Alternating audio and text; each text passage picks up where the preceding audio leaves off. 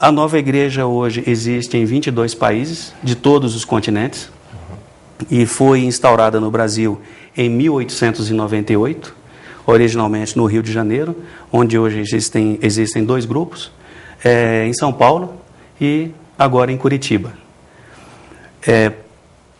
Chama-se Nova Igreja, na verdade uma igreja que já existe há 200 e tantos anos, mas ela é nova no tocante à sua doutrina, aquilo que ela revela, aquilo que ela traz de novo.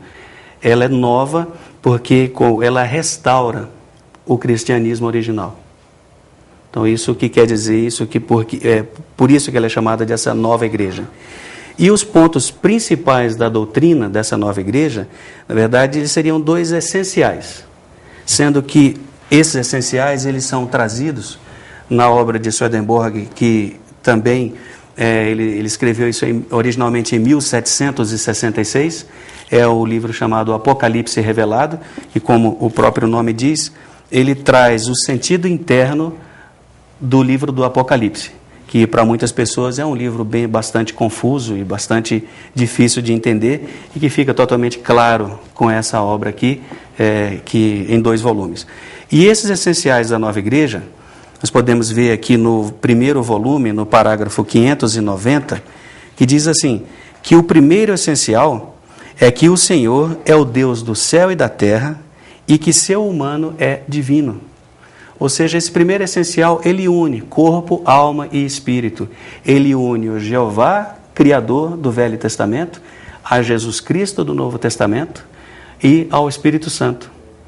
Jeová sendo a essência, Jesus Cristo sendo a forma e o Espírito Santo sendo a atuação.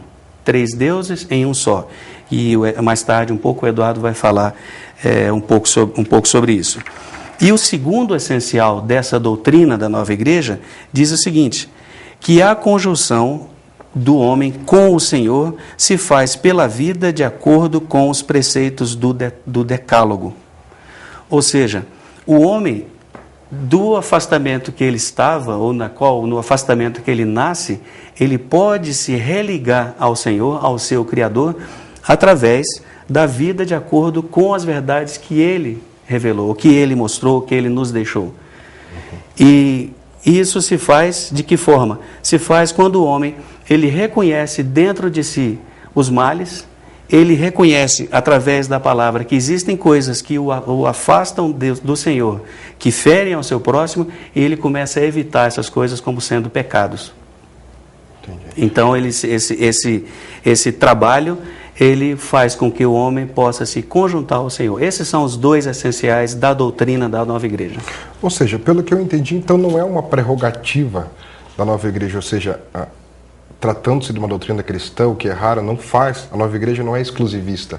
Ela não pensa, ela não julga que apenas os seus membros serão salvos e terão um futuro digno. Né? Não, ela faz com que qualquer pessoa que viva, diz que qualquer pessoa que viva no bem pode ser regenerada. Exatamente. De forma alguma a gente tenta fechar as portas do céu para qualquer pessoa que não seja do nosso grupo, mesmo porque não cabe a nós não temos a chave do céu e muito menos do inferno.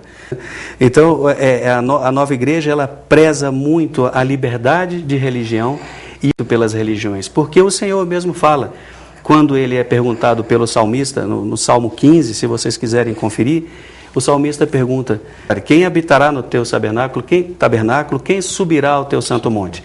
E o Senhor ele responde com uma série de coisas que dizem respeito à vida.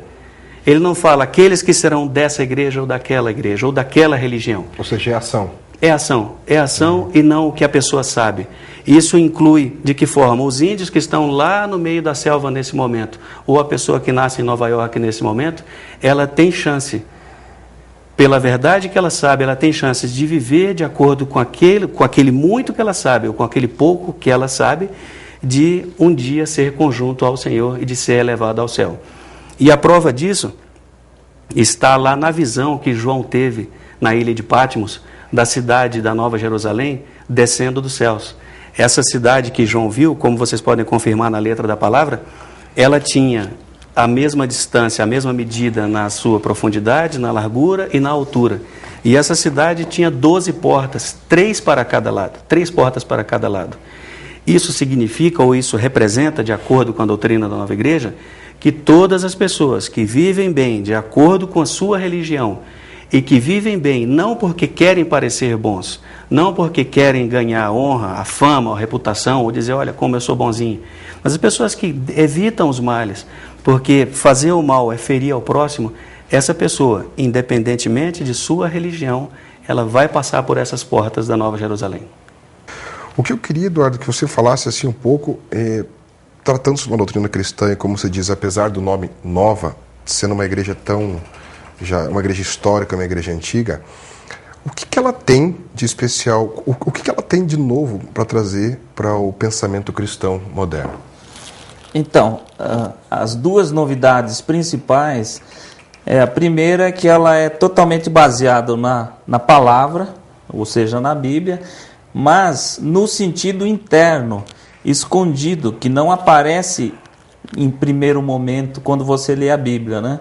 Porque o que se conhece normalmente das Escrituras Sagradas são os fatos históricos e literários, né? Ou seja, a palavra no seu sentido literal.